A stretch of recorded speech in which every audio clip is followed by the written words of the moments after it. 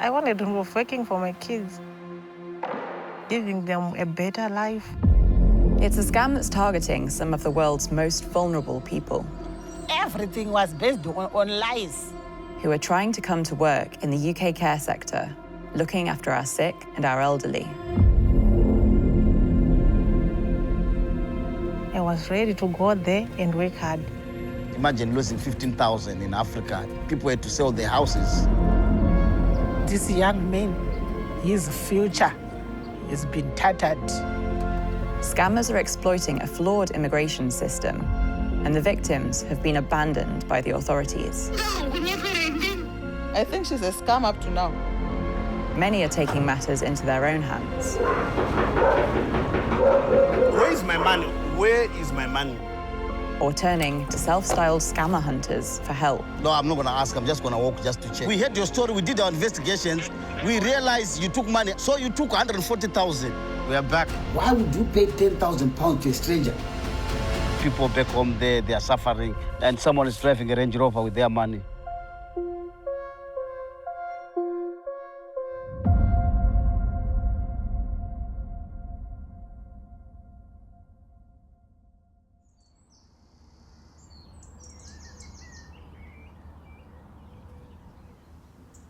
My name is Mr. Brown.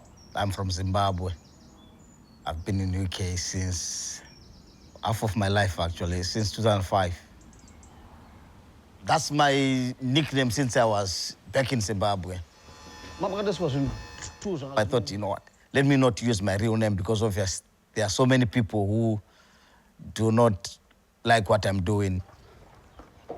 I like traveling, seeing places. So I just thought one day, why can't I just, have my own YouTube channel where I post my stuff when I travel, show people whatever I see when I go out there. Mr. B is off to Birmingham. This is Humber Bridge, guys, Humber Bridge. Love you, sweetie. Oh, nice. I was reading an article on Facebook, and I saw a woman who posted as anonymous, who was in South Africa, that she got scammed of £6,500. I commented below that, can you please get in touch? So she gave me the details of the guy who scammed, and the guy was like 4.5 hours away from where I live. That's when I decided to go to confront the guy. Either I get the money today or I'm calling police. He agreed to pay some of the money that same day. And from then, I posted that link on my YouTube channel and my Facebook. People were like, oh my God, just do it for everyone, to be honest. From then, I never stopped. I did not know that the network is huge. I just thought it's a small thing until I got involved. That's when I realized.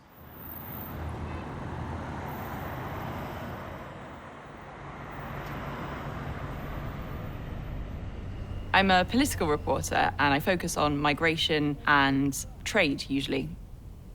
For over a year, I've been investigating cases of scammers who have preyed on vulnerable people trying to come to the UK as migrant care workers. The origins of this all started in COVID, during the pandemic. Intensive care is under pressure like never before. The government was today attacked for neglecting care homes where COVID-19 infections have run rampant. Almost 7% of care roles were unfilled in the last year, which left 105,000 vacancies being advertised per day. The government realised that it needed to do something to allow more people to come into the country to fill those vacancies that existed. Sources close to government have told me that there was huge pressure on them to bring in this system very, very quickly to fill those vacancies. It was a rushed process. The system that the government devised was to allow care businesses in the UK who really needed staff to recruit those staff from overseas and offer them something called a certificate of sponsorship. It soon became clear that the system wasn't working as intended to. People were paying £5, £10, sometimes even £20,000 to get the certificate of sponsorship that proved that they had a job in the UK. And then after paying that money, the employer just disappeared.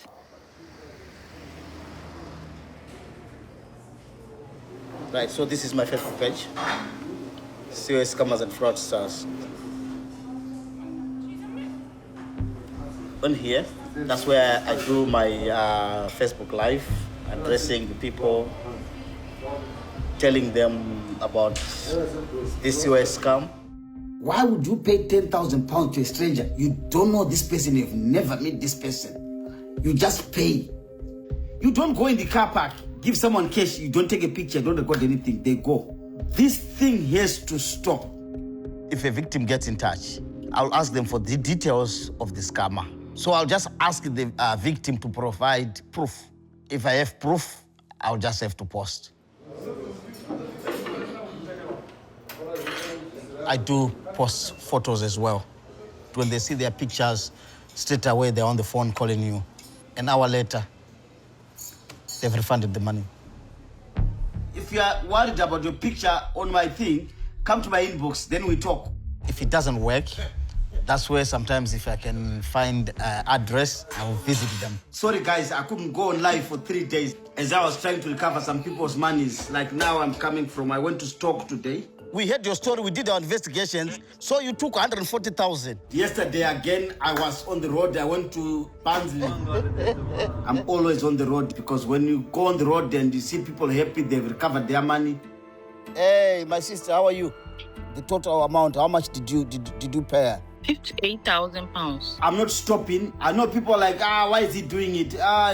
Yes, people appreciate when you do a good thing for them. All you need to do is put fuel. Buy lunch, I like my food, that's it. Never again.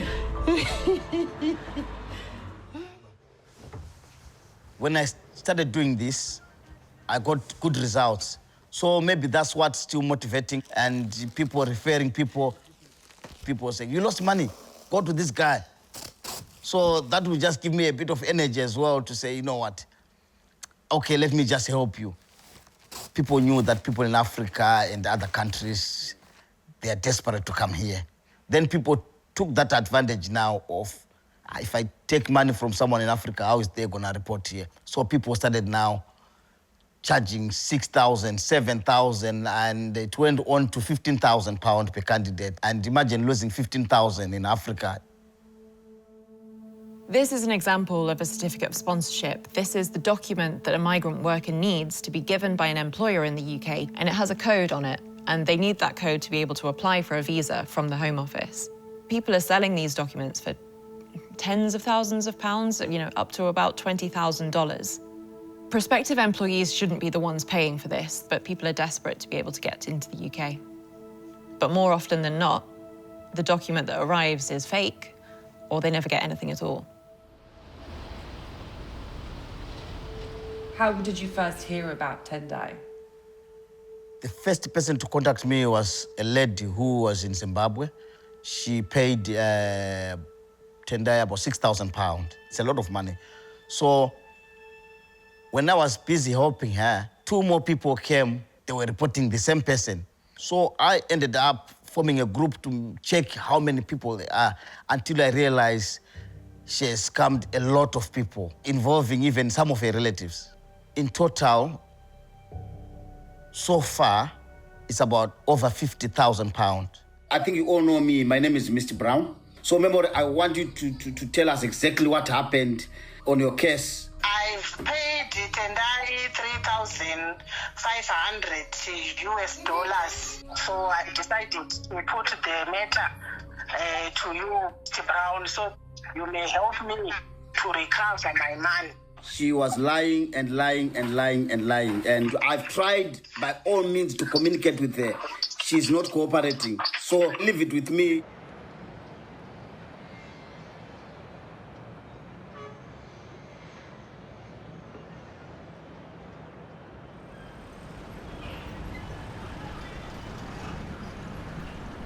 I'm a teacher. I'm a high school teacher by profession. I feel sometimes it's a God-given job. I think teaching is a calling. Life here in Harare is quite challenging. That's why I do the hustling. Sometimes I sell fruits. Sometimes I sell meat. Sometimes I sell clothes. I was hoping for a change. I was talking to a long-time friend. That's when she said, I've got a niece who is doing this COS. So I said, that's good news.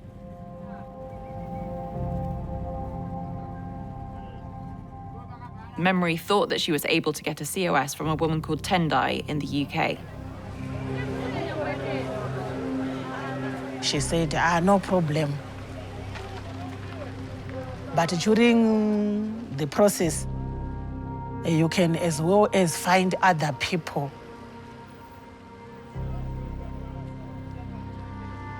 I had a whole lot of relatives who are looking for that opportunity to go to UK through sponsorship. The COSs were going for 5,000 to 6,000. Memory is what's known as an agent. She originally wanted to get a COS for her own family and then thought that she could offer some help to other people. An agent is someone who connects the victim and the owner of the company. It's not like agent is a scammer, no. That's the thing people have to know. The first person that I have approached was my sister. I spoke to my cousin's sister. I spoke to a friend of mine and the Tadiwas. I sell clothes straight from China. The goal, the point, the reason I wake up every day hustling is to retire my father. Like, the man works a lot. So I just wish to retire him and set him up with something nice.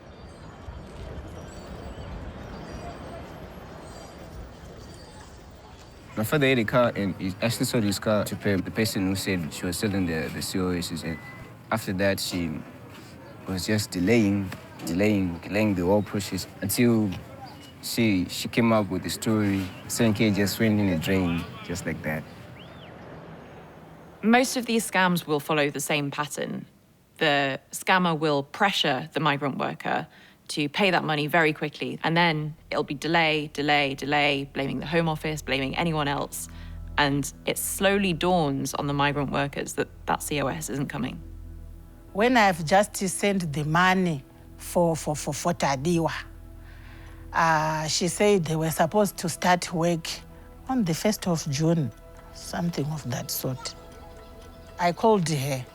She said, I'm in the hospital. That's when I started to question her. So that's when I started to realize that it was a scam.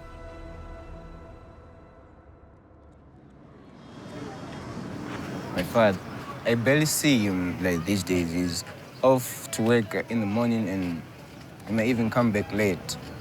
I need time with my father too. Saka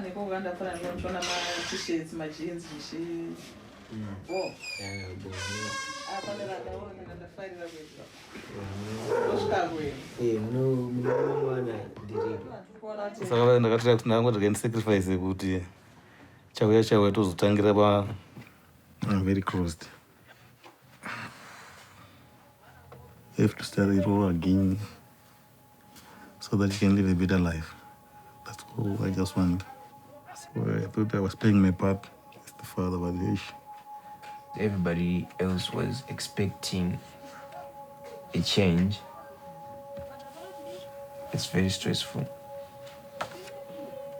Yeah, it's very emotional. Aba suppose need to understand the certificates ajo ese. Asoma kusendi itotsvagola nenjiswa.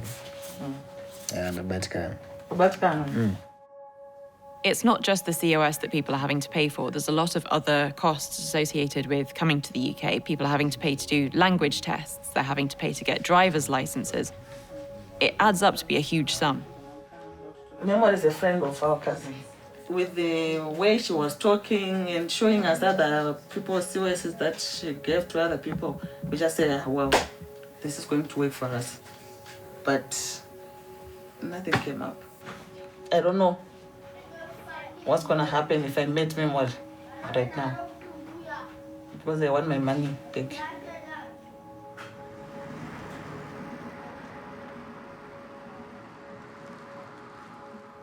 When I realized that there's nothing from Tendai, I started to give Tendai pressure to refund the money. I thought Tendai would just refund me with the money I give them. Then we ended from there.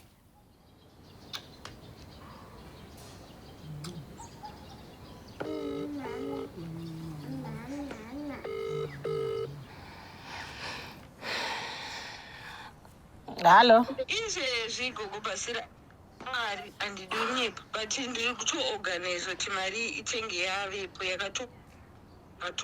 What makes me believe that? Because you've been lying pesa apa uchinyepa chineta kuti unoziva this is not right at all. Don't even care on what is transpiring between me and hama dzana Tadiwa. You just me kuti uzongondipa iwo paunodira. Akat.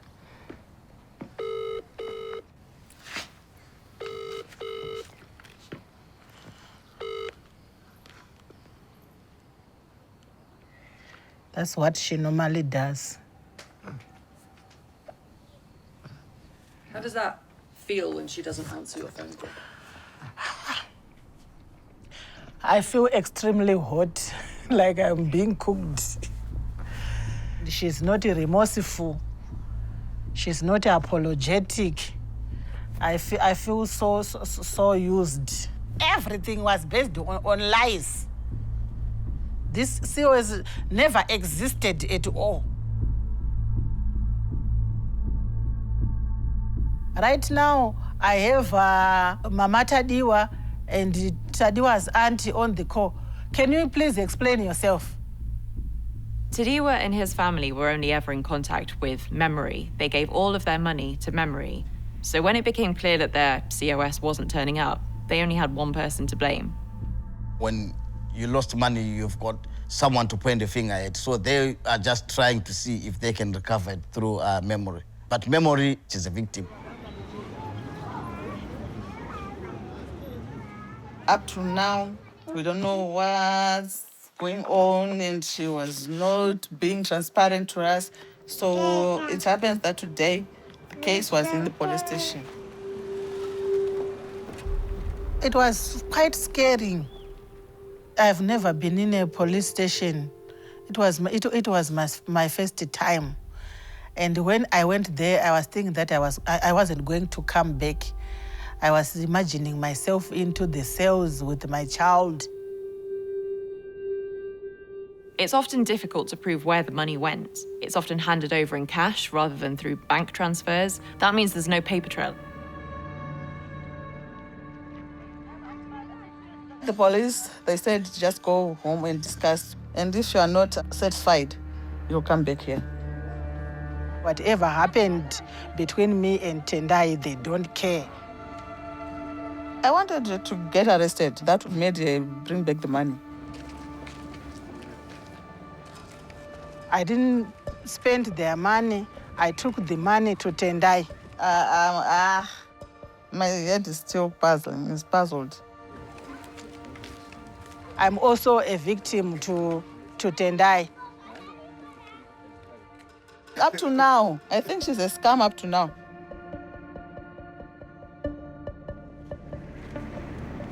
Scams like this are not only losing people money, but they're tearing communities apart. Imagine convincing a person only to realize that you are being scammed.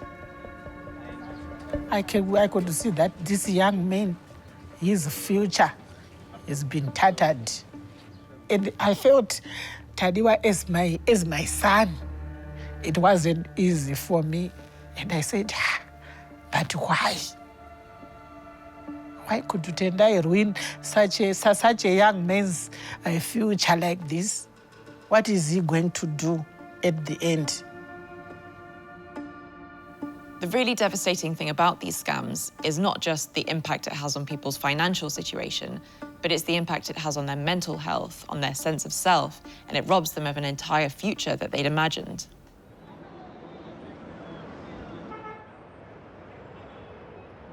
The reason that so many people are falling for these scams is because the UK system has a stamp of Home Office approval on it.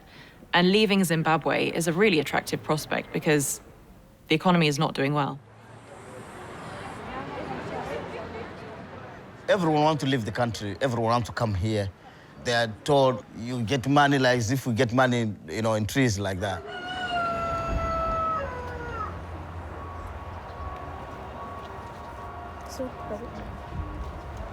Okay, this is a cottage that I managed to build, but this was after Tendai had taken some money for me. So I sold the bricks now.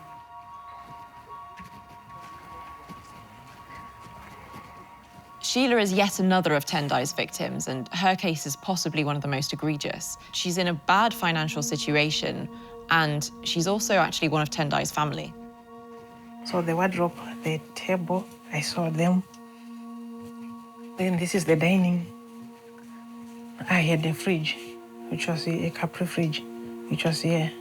I sold it also. My cousin brother was married to Tendai, and she said, here in UK, I can help you because my aunt is doing the COS thing. I was ready to go there and work hard for the future of these three. So I was prepared to go and work. I was thinking maybe if I go there, if I start working, then I will build a nice house for my kids. Maybe I will give them everything that a mother can give to the kids. A good shelter, good education. Yeah, better everything for them.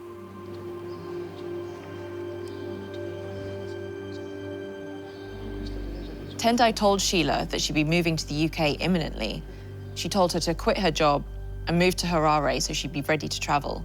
And then, nothing. We cannot do anything because she's far away. We are here. So there's nothing that we can do.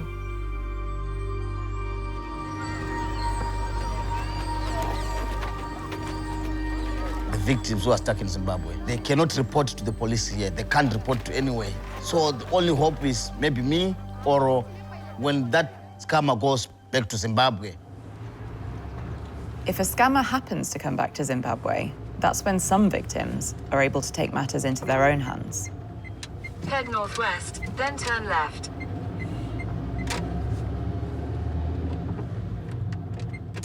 We are going to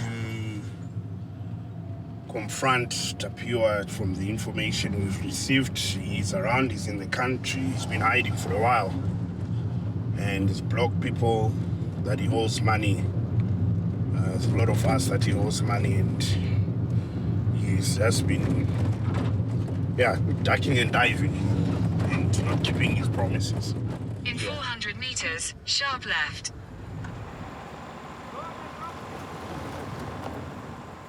My wife's been studying public health for a while. She's got a diploma in nursing.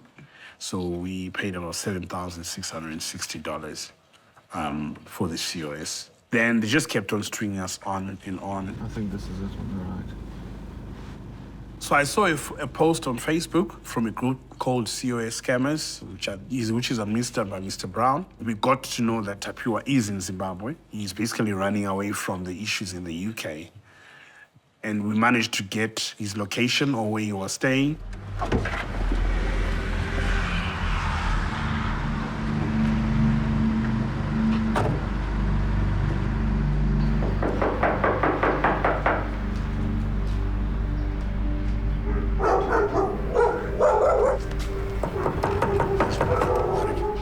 Hi, Tapua. I'm good, Momadon. Okay. You owe me money. Okay. Get me. Okay, come in, guys. You recognize me now, right? I'm not denying anything, I did. No, come sit here. So this can escalate very fast. I know. Okay, let's simplify. Let's not complicate these things. Where is my money? You owe me $5,660 as of right now. But listen, Mr. Remember? I want... Let's not complicate things. Let's not complicate things. Right, how long has it been? We can talk and talk. I don't know, maybe you want me to get arrested, I don't know. Okay. So how long do I have according to what you want? You got 5 days. Yeah, it's in your best interest, Tapiola, to keep your word, because it's not child play anymore. Okay? Tapiola returned $1,500 of the $3,000 that Goodmore gave him. And that was entirely down to luck with Tapiola being in the country and persistence from Goodmore. It's not something that every victim is able to do. The guy is in authority. What they need to understand is these people don't have a recourse. You don't even know who to talk to in the UK. You just end up with the Mr. Browns, people that are now taking their own initiative to help other people. To be honest, I recovered a lot of money. All in all, I've recovered over £100,000.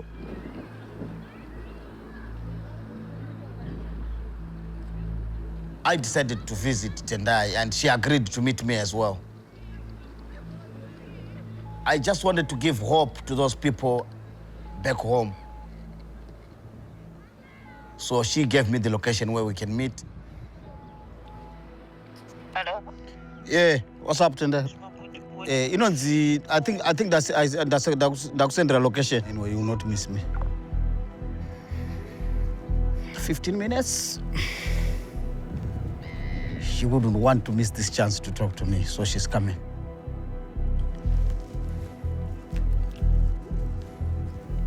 Victims in the UK are told to go to Action Fraud, which is a body of the City of London Police.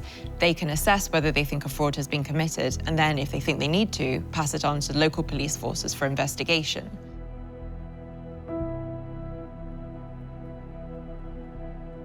To be honest, for me, Action Fraud, I'll put a 0. I never seen anyone, not even one came to me to say, oh, they're now doing my story. Last year, there were more than 300 cases reported to Action Fraud involving certificate of sponsorship fraud. I haven't found a single case that's resulted in a conviction, so scammers like Tendai feel untouchable.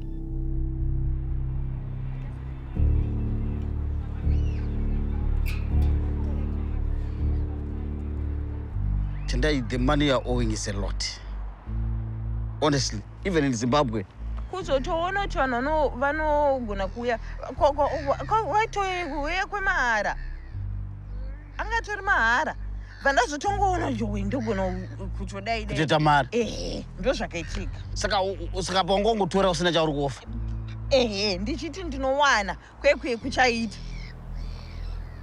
If it was 1 person or 2 people, Tendai, I would understand. Not more than 9, 10 people. Zimbabwe atakumirira uchimidzi uchienda kurubi nekamwana kacheche. Ndozoziva chaizvo ndiri apa pama1 apa ndikutsvagira chizvi alright.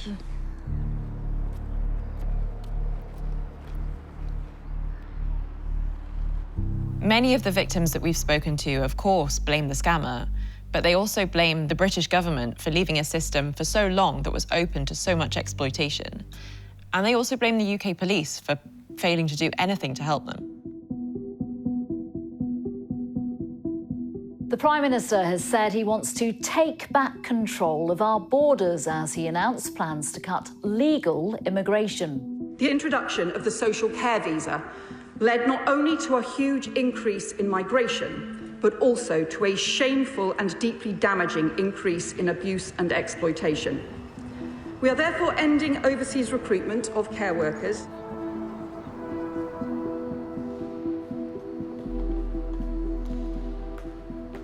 The Labour government has today announced a massive shake-up to the immigration system. Part of that is completely stopping the recruitment from overseas of migrant care workers. It's a massive shake-up for the care sector because they were previously hugely reliant on these types of workers. And it clearly means that the Home Office has spotted these flaws in the COS system because this is now the end of COSs. However, there's very little in here that's actually going to bring any justice to the people like Memory and Tadiwa, because there's very little that's going to change anything for the people who've already fallen prey to these scams. I feel, as I think we all do, just extremely distressed that this has been happening, that the scale of abuse that you've uncovered in relation to the scamming and the industry that almost seemed to grow up around that is utterly appalling, and it's extremely distressing. When we came into government, I was shocked at the state of the system. It's why we have banned those employers being able to recruit from abroad, and it's why we are now taking action to close this route.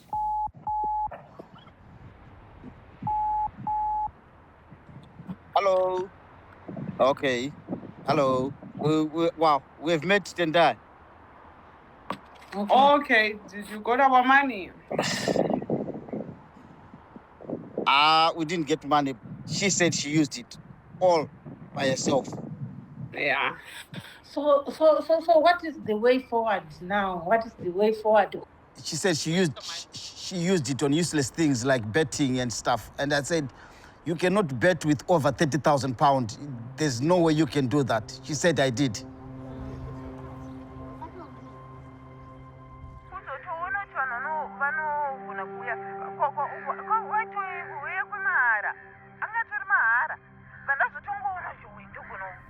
She was admitting that she took money. I thought maybe she was going to deny it, but she's even admitting.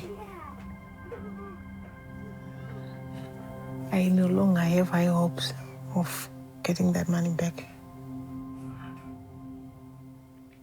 Because at first I thought it was me only.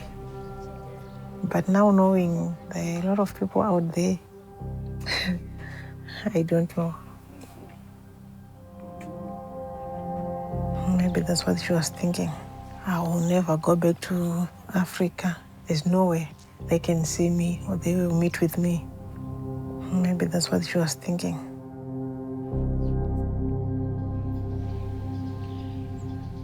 By stopping this, what about those people who have been scammed who are stuck in Africa? One, their hope of coming here is finished. Two, they lost money. So I don't know how the government is going to help. But to be honest, at the moment, it's in a mess.